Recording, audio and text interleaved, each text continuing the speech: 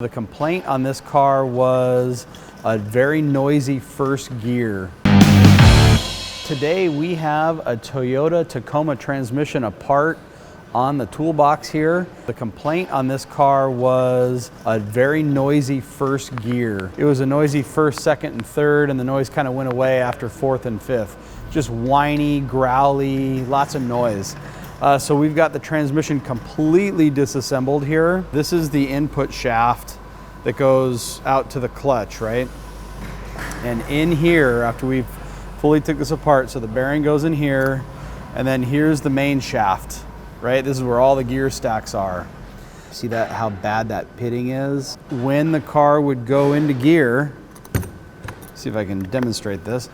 Okay, so with this turning, if you feel this end, it's badly shaking and vibrating right now. What happened is the gear failed. It pitted the inside of this.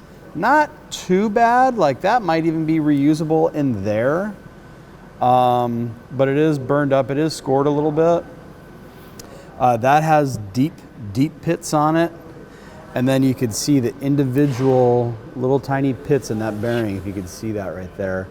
But each of these little bearing rollers has a bad pit. Also, I wanted to show you the magnet too. So here's the magnet that came out of the bottom of this transmission.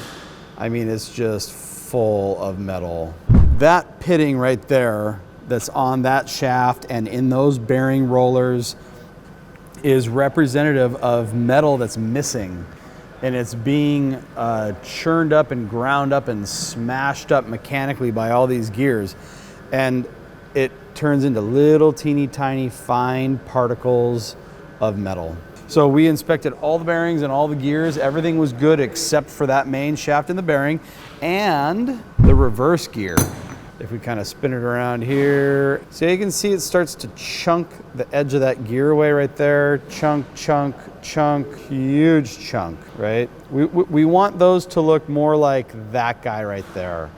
So if they all looked like that all the way around, this reverse would be fine, but that's a badly chunked out reverse gear. So what we're gonna try and do is find an input shaft and an input shaft assembly, both of these pieces, including the bearing.